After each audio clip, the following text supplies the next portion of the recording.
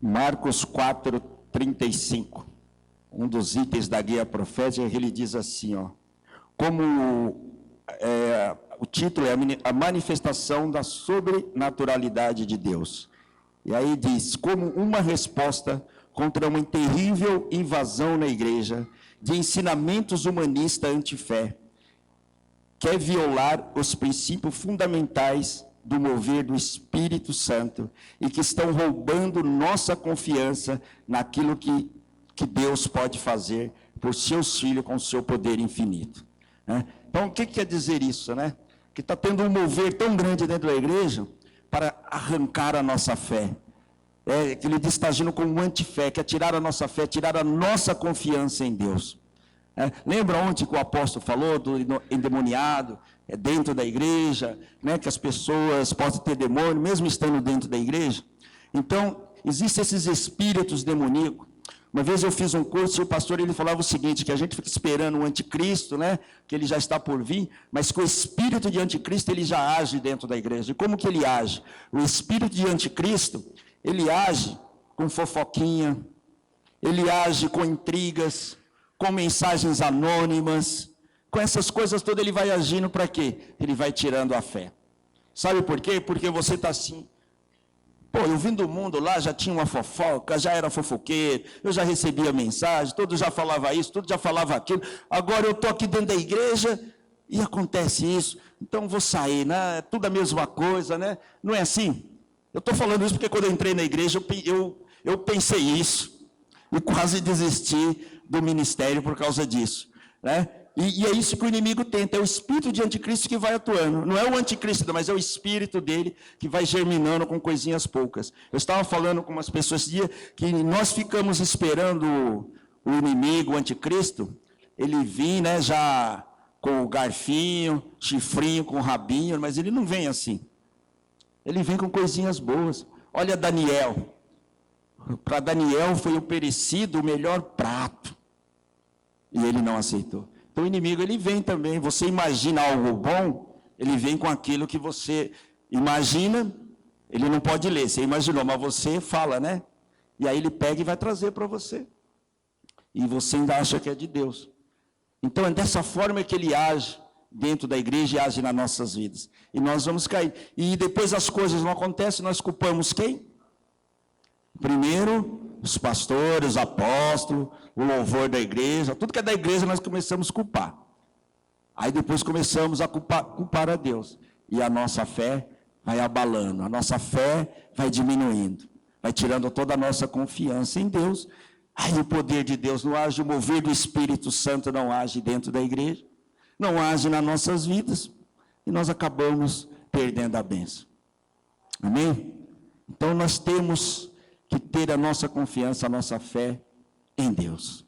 Amém? Então é isso que está dizendo aqui na guia profética. Mas Deus é um Deus de misericórdia, é um Deus bondoso, é um Deus poderoso, e Ele não desiste de nós.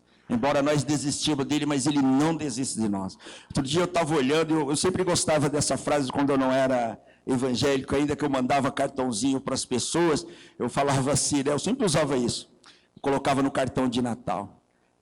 Se você tem problema, não cruza os braços, porque o maior homem do mundo morreu de braços abertos. E esses dias eu estava lembrando disso e falei assim, é interessante como Deus ele faz as coisas, porque Cristo morreu verdadeiramente de braços abertos. E todo mundo fala para a gente assim, não desista porque Cristo está esperando você de braços abertos.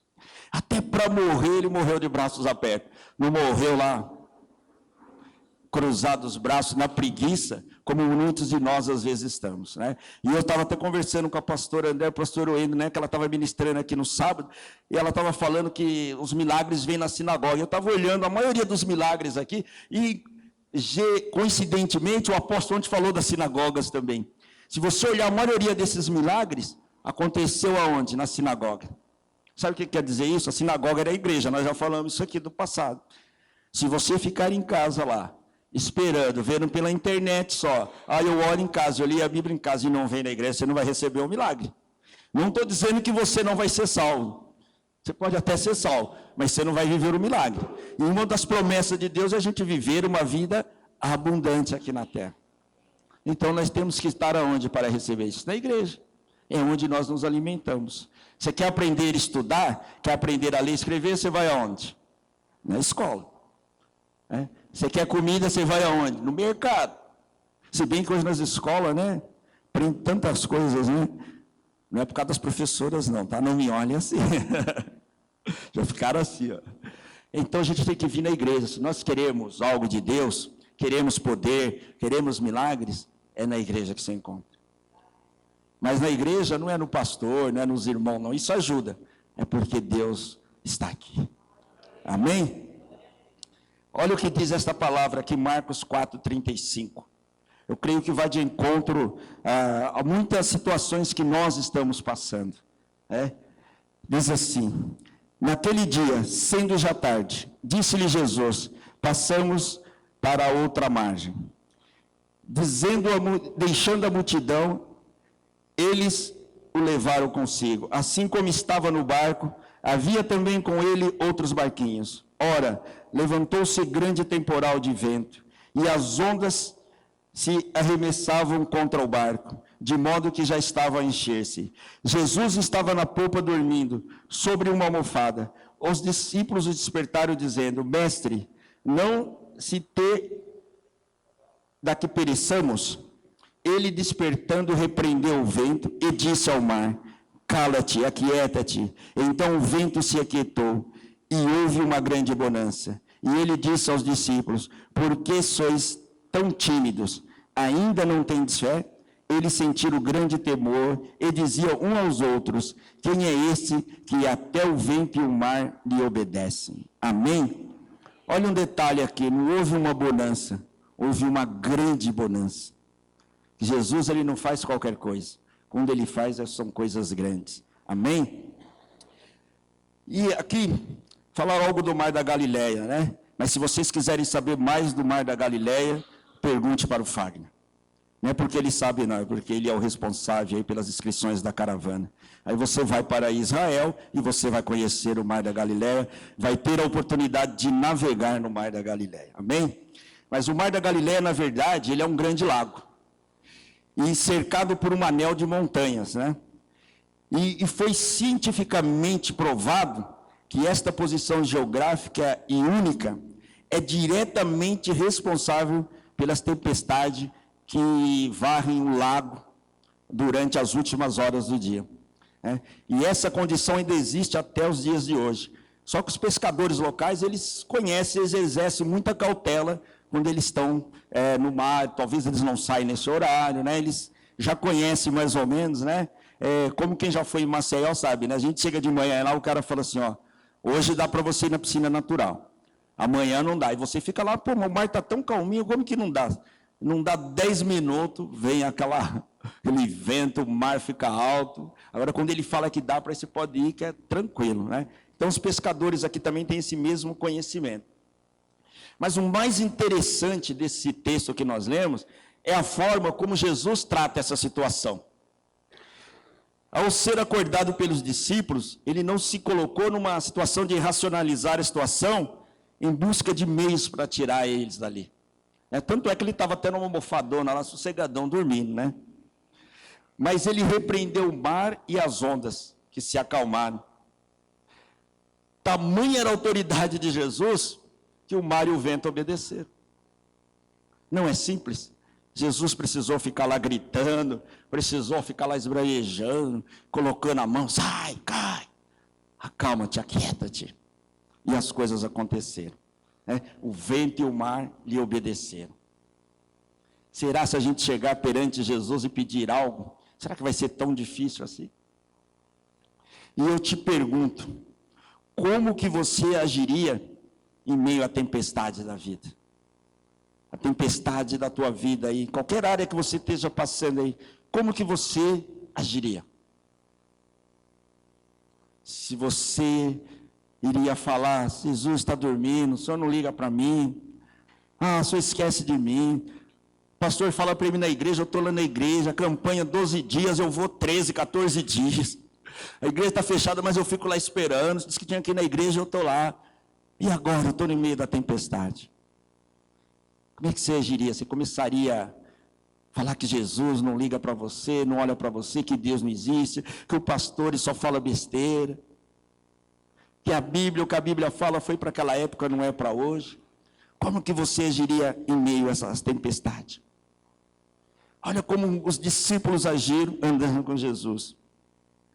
Você agiria como eles, com fé em si mesmo e na sua experiência? Porque os discípulos eram experientes, conheciam o mar. Talvez a situação que você está passando, talvez você está passando uma situação financeira, um problema na vida financeira, e você é um gerente financeiro de uma grande empresa. Será que você agiria com a tua experiência? Ou você confiaria em Jesus? Porque a maioria dos discípulos eram pescadores, estavam ali familiarizados com o mar da Galiléia. Eles haviam superado, eu creio que muitas daquelas tempestades. Então eu creio que eles acreditaram muito na experiência, na força, na habilidade deles. E nós também, às vezes nós colocamos a nossa fé na nossa habilidade, na nossa experiência. Sabe quando que nós fazemos isso? Quando nós tomamos o problema, a situação para nós. Ah, não, eu consigo resolver. Eu vou resolver. Eu vou fazer assim, vou fazer assado, desse jeito, aquele outro. E nós começamos a fazer do nosso jeito. Quando nós fazemos isso, nós estamos tomando a situação para nós. Nós tomamos o assunto nas nossas próprias mãos e não reconhecemos a senhoria de Jesus na nossa vida. Eu vou dar um exemplo aqui. Por exemplo, fica alguém doente na nossa família. Aí nós declaramos, nós oramos, falamos que o Senhor, a Bíblia diz que o Senhor é o Jeová Rafá, que quer dizer o Senhor que cura e que sara. Nós reconhecemos isso. Aí alguém ficou doente, sabe qual a primeira coisa que nós fazemos? Vamos para o médico, vamos correr, junta aqui. Nós nunca lembramos em primeira coisa, Senhor, coloca as tuas mãos. A tua palavra diz que o Senhor Jeová Rafá é o Deus que cura e que sara. Mas a primeira coisa que nós desesperamos, ou se não procuramos um remédio qualquer e damos primeiro, para depois nós irmos no médico.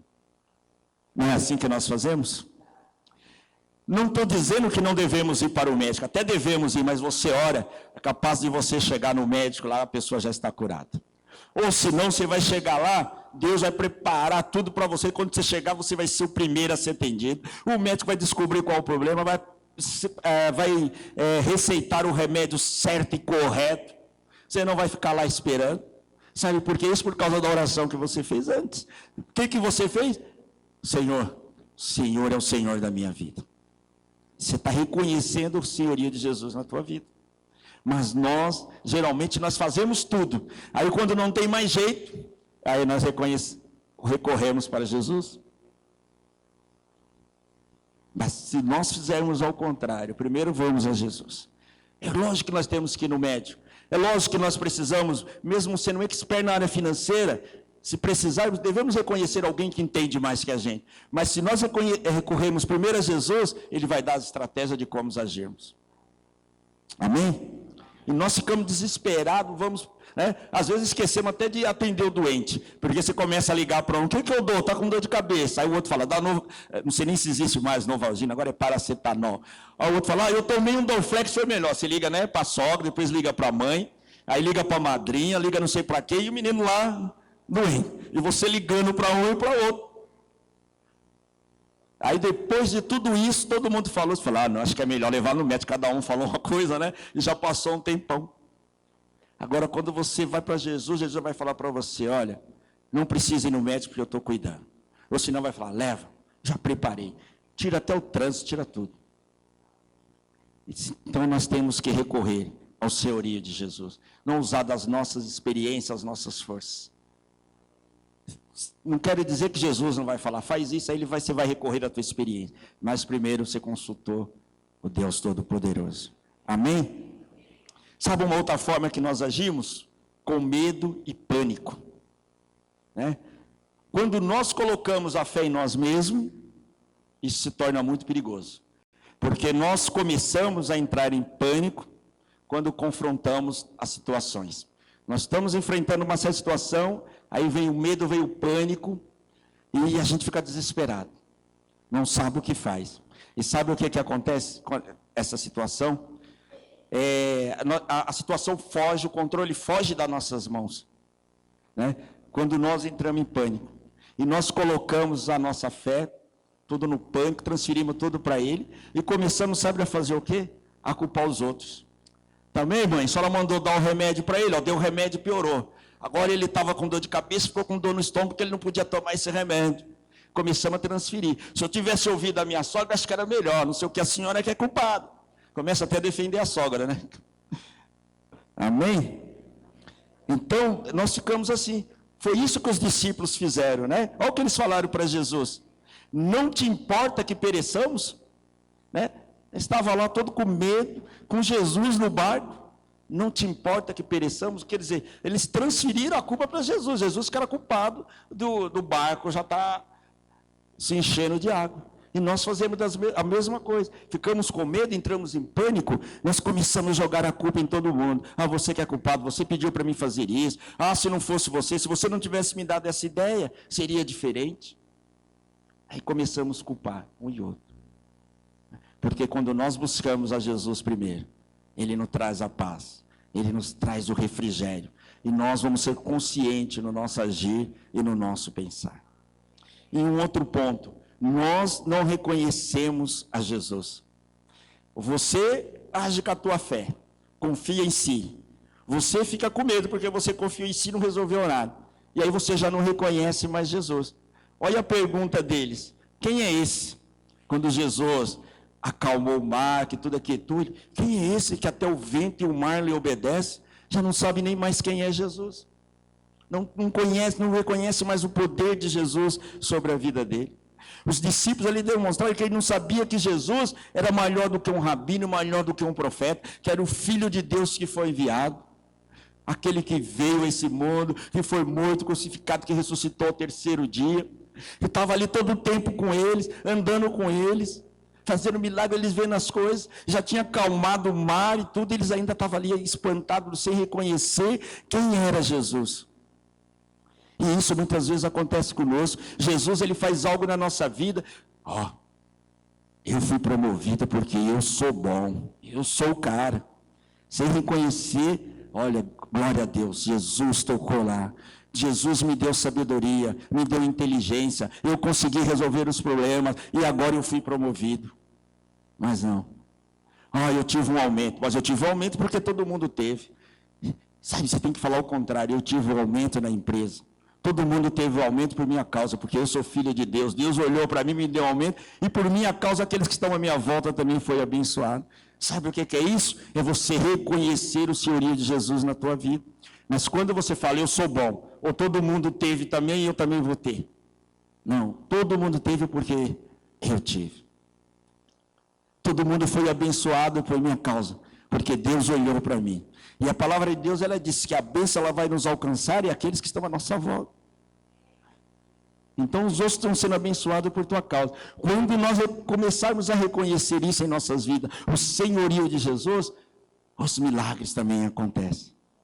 E os discípulos aqui, eles achavam que Jesus nem acreditava, começaram a acreditar na mentira do diabo, que Jesus não se importava com eles. E isso é a mesma coisa conosco. A firma está em crise, vai todo mundo mandar embora, você também vai embora.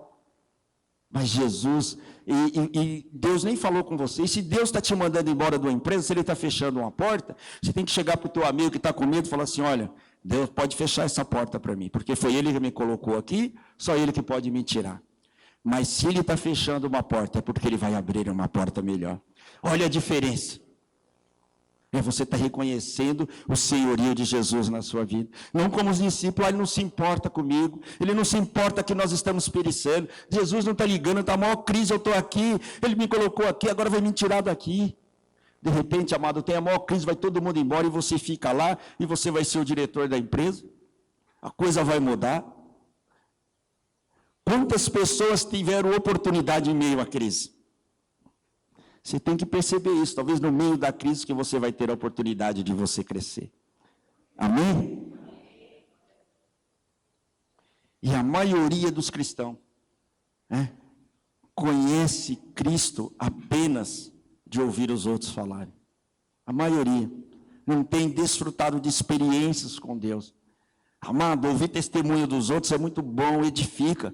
Mas você tem que começar a pedir para Deus, para que você viva o seu testemunho, para que você tenha a sua experiência com Deus. Sabe, nós temos que glorificar pelos testemunhos dos outros, né? Estava vendo o testemunho da Letícia no mês de dezembro, onde as portas se fecham, é uma coisa mais difícil, porque as empresas, principalmente nesse ano de crise, as empresas, nessa época, está tudo de férias coletivo. Ninguém está fazendo nem, muito pelo contrário, né? O cara que faz entrevistas que já está na praia. E foi a época que Deus abriu a porta para ela. Então, e às vezes tem pessoas que ficam até com medo de contar o testemunho, porque o outro fica secando, fica jogando pra. Porque tem pessoas que têm medo, infelizmente. Mas para aqueles que são invejosos, os olhos deles são cegos. Pode testemunhar, porque o Senhor está contigo. E sabe, quando você ouvir um testemunho, em vez de você ficar chateado com Deus, ou chateado só para aquela pessoa, fica lá, né, gorando a pessoa, porque a pessoa está sendo bem sucedida, fala: Senhor, eu também quero viver o meu testemunho. Senhor, eu também quero viver esta plenitude. Senhor, eu também quero reconhecer o seu senhorio na minha vida. Como o Senhor fez na vida dele, faz para mim também. Se o Senhor fizer 10 para ele, faz 10 para mim também. Eu também quero viver isso. Eu quero viver como meu irmão. Sabe? Porque às vezes você quer viver como seu irmão, aí você pergunta para ele: como que acontece com você? Quando tem ensaio do louvor, domingo, 4 horas, eu estou lá. Vai ter um estudo do louvor, segunda, quarta e sexta, eu estou lá. Às vezes convoca para ficar uns minutinhos depois, eu estou lá. Estou lá todo domingo, todo sábado e domingo eu estou lá. Sabe, às vezes eu quero ter um programinha, mas eu tenho que cancelar, porque eu estou com compromisso com Deus. É assim? Porque às vezes a gente quer viver o testemunho da pessoa, mas não quer viver o que a pessoa faz.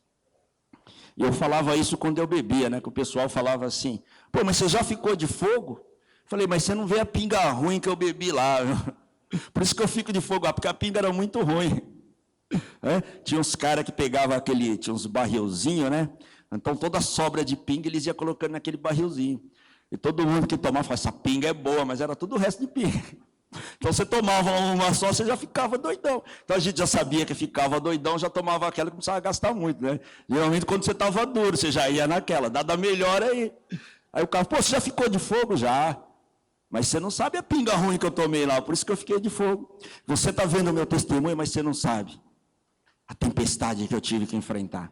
Você não sabe como o vento arremessava dentro do meu barco. Você não sabe que ele me jogava para lá e para cá, mas eu estava lá firme, grudado em Jesus. Você não sabe quando eu passava necessidade, mas eu estava ali firme aos pés da cruz. Eu estava ali com o Senhor, buscando do Senhor. Hoje eu estou aqui contando a minha vitória. Mas eu já fui arremessado várias vezes de um lado para o outro no barco da minha vida. Fui jogado para lá, fui jogado para cá, fui pisoteado, fui humilhado, mas eu não larguei dos pés de Jesus. Eu não larguei de Cristo. Poderia vir a tempestade que for, mas eu estava ali com Cristo. É por isso que hoje eu estou vivendo esse testemunho. Eu não sei se vocês perceberam, mas ela falou que ficou 5 meses. 4,5. 1 ano e meio. Você sabe, eu não sei, né? Quem trabalha, você começa a trabalhar. Você não gosta, para começar a trabalhar é muito ruim, né? Principalmente quando você é jovem, adolescente, né? Ver filminho, acordar, ficar o dia inteiro em casa, às vezes é maravilhoso. Mas quando você começa a trabalhar, que você toma gosto, você não quer parar mais. Porque você começa a comprar suas coisinhas, você começa a fazer suas... Por mais que você tenha um pai ou uma mãe que você precisar te dar, mas você já começa a sentir peso nisso, que você quer fazer para você mesmo. Você sente o prazer, né? Eu lembro quando eu comecei a trabalhar, eu pegava quase todo o meu salário, eu dava lá para minha mãe, ela ia lá distribuir. É uma felicidade isso quando você ajuda a pagar uma conta de luz, uma conta de água. E você fica 1 mês e meio parado, você se sente inútil. Você começa a falar: Senhor, o que está acontecendo? E ela que estava fazendo faculdade. Você começa a fazer a faculdade, você quer pagar a sua faculdade, você vai se sentindo inútil. Sabe? E você vai buscando do Senhor.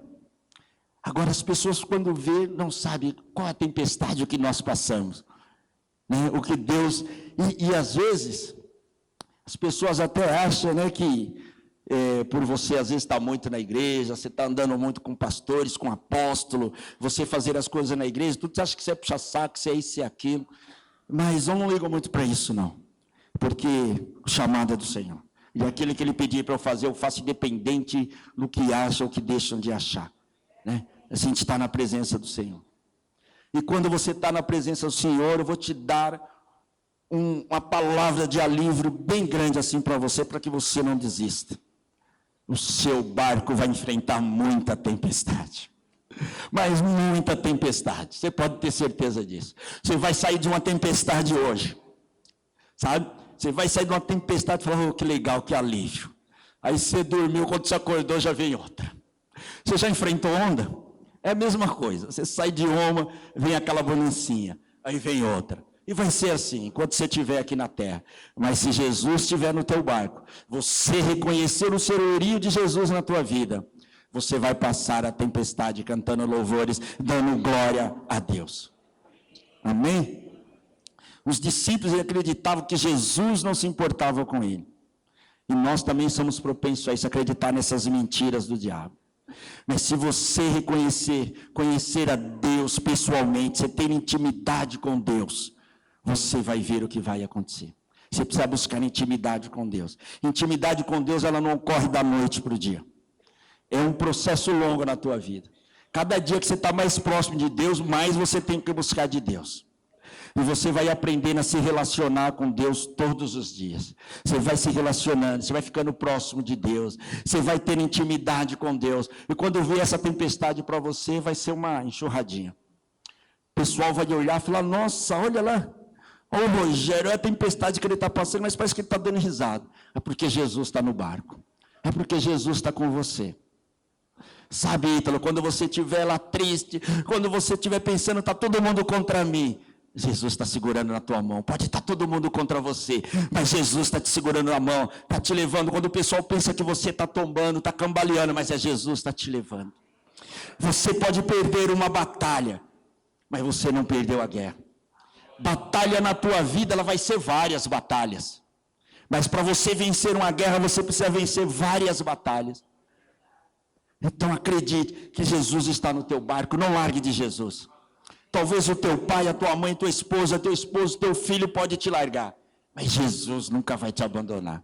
Segura no barco, segura em Jesus. O teu barco pode tomar várias pancadas, mas ele não vai a pique.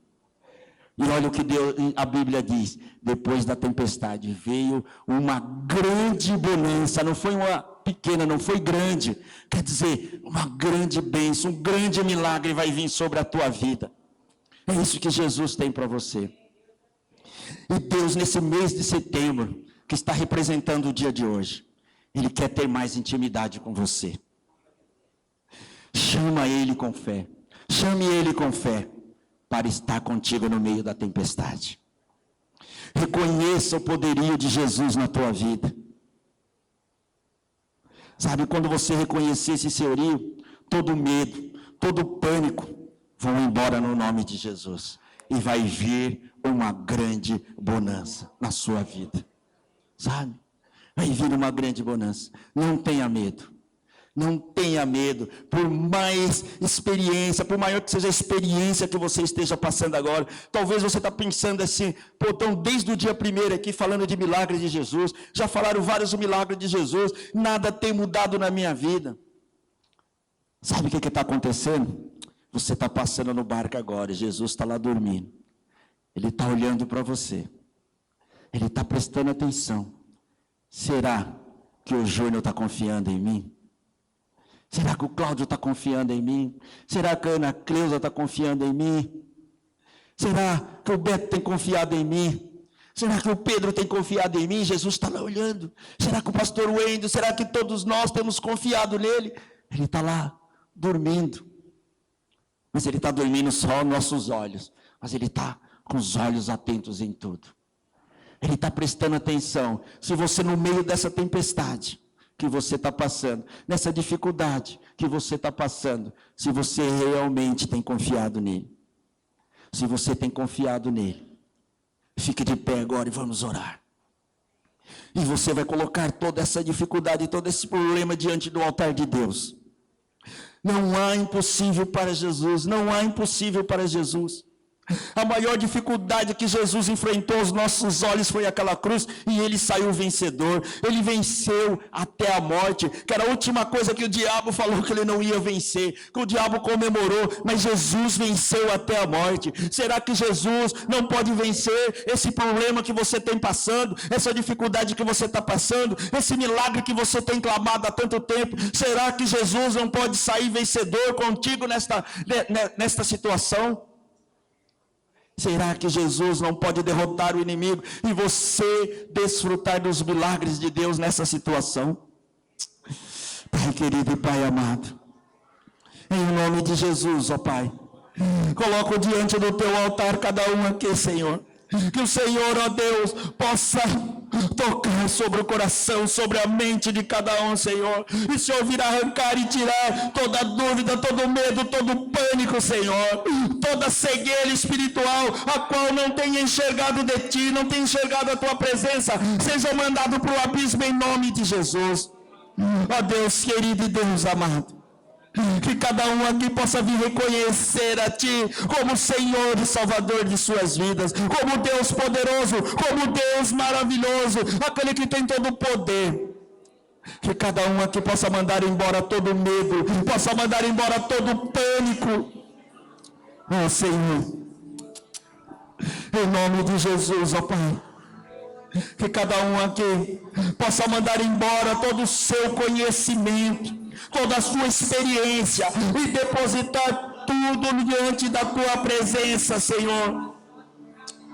Ó Senhor, vai visitando, ó Deus, vai tocando agora, Senhor. Nós clamamos, oh Senhor Jesus, com o Senhor no nosso barco tudo vai bem, todo vento se acalma, toda tempestade se acalma. Oh, aleluia. Oh, aleluia. Oh, aleluia. Oh, aleluia, aleluia.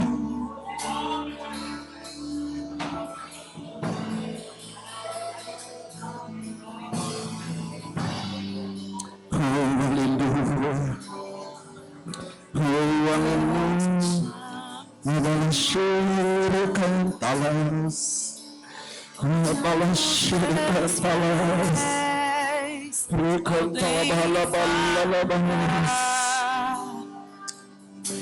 Oh, Senhor, ali te encontro no mistério, em meio ao mar, confiarei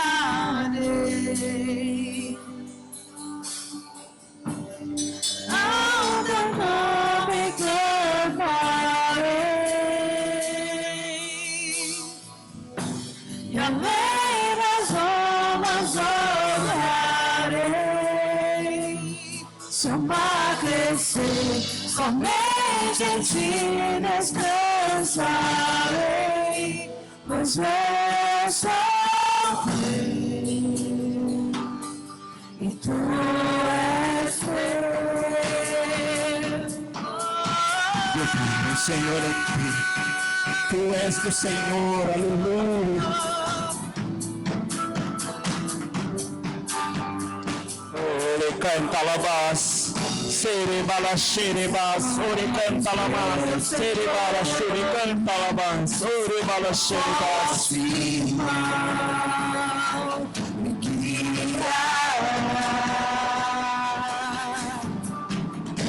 Se estou cercado pelo medo, tu és fiel, nunca vais falhar. Ao teu nome clamarei,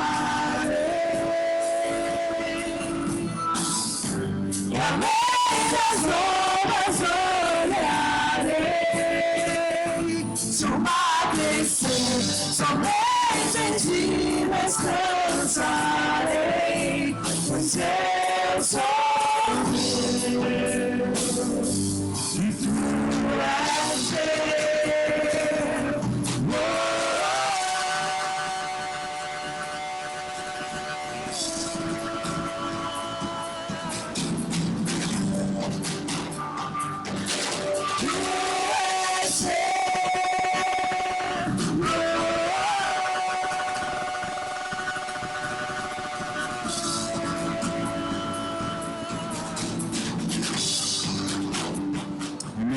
Glória a Deus. O Senhor é nosso e nós somos dele. Amém? Glória a Deus. Senhor, nós te agradecemos por esse mês de setembro, Senhor. Que seja um mês, Senhor, onde todas as tempestades, todas as dificuldades das nossas vidas sejam acalmadas por Ti, Senhor. Nós colocamos as nossas vidas, todas as nossas situações, todas as nossas dificuldades diante do Teu altar e chamamos a Ti, Senhor. Esteja no barco da nossa vida, Senhor, em todo o tempo, em todo momento, no nome de Jesus. Amém e amém. Amém. Os aplausos louvam o Senhor.